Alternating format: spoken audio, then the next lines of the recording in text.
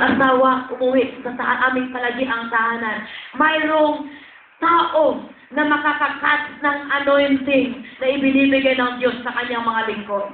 Mayroon dito mga kabataan, dinideklara ko, sila ang magpapastor sa church na ito. Mayroon dito mga kabataang babae na hahalo ng anointing, sasalo ng anointing sa Panginoon. Sino kaya yun? Gusto niyo ng anointing? Eh, yung mga nagbibili sa akin, akala mo, ihigupin na yung kamay ko. Wag. Kailangan, wag lang sa ganon. Gusto mo ng anointing, put a seed, at matuto kang mag-bless. Kasi pag wala kang gagawin na connection, kailangan yan divine connection. You know, kailangan pag gusto mo makas ng anointing ng isang tao, you have to put your divine connection. Nakikita niyo, nauunawaan niyo po ako.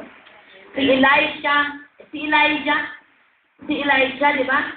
Paano niya na-catch yung anointing na double portion? Nanatili siya sa tabi ni Elijah hanggang sa si Elijah ay dali ng Diyos sa langit sa pamamagitan ng karwahing apoy.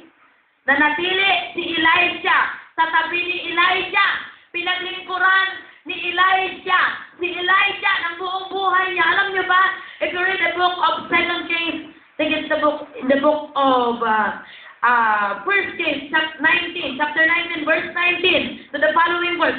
Si Elisha po ay isang mayamang negosyante.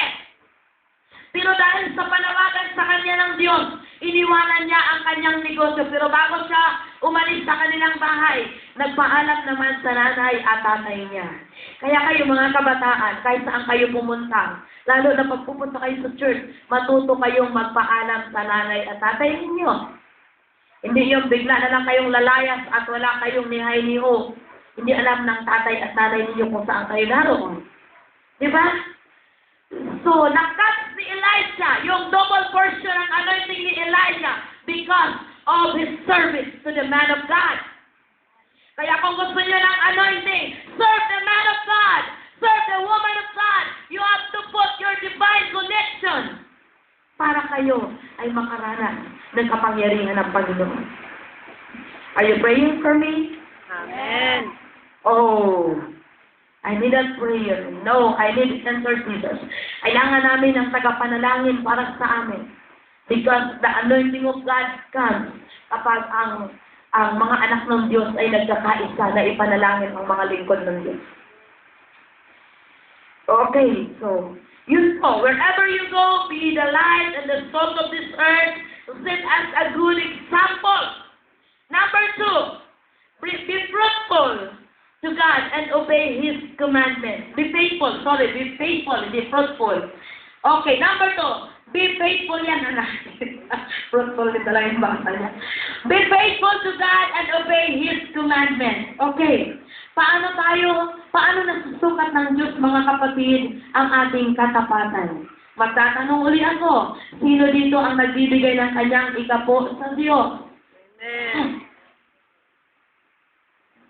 Alam ninyo, alam kong lahat tayo ay may tinatanggap sa Panginoon. So, linggo man, wibis man, ano man ang gawain, pag mayroon kang natanggap, any amount, set aside the portion that belongs to God. Ituturo namin ito ng ituturo, hindi kami titigil hanggat hindi nyo nakukuha yung kasaganaan ng pagpapala ng Diyos dahil sa hindi ninyo pagiging tapat sa Diyos.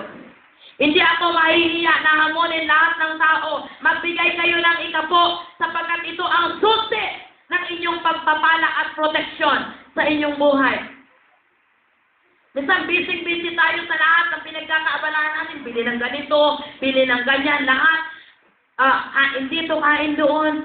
Pati yung para sa Diyos, nakukuha natin.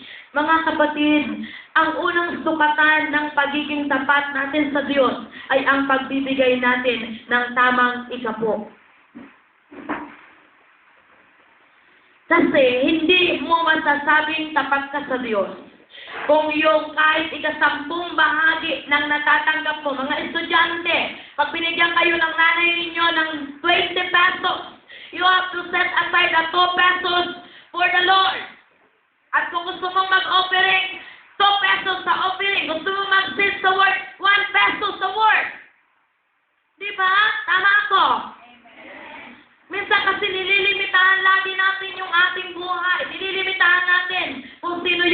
sa buhay natin. Kailangan i-honor po natin ang Diyos sa lahat ng ating tinatangkilik. Gusto niyong isang araw kayo ang magmay-ari ng malaking eskwelahan? Gusto niyong isang araw kayo magmay-ari ng isang malaking negosyo? Gusto niyong isang araw kayo ang magmanis ng isang napakalaking kumpanya? Kayo ang may-ari ng barko at eroplano? Imposible ba yun sa Diyos? Amen. Wala pong imposible sa Diyos.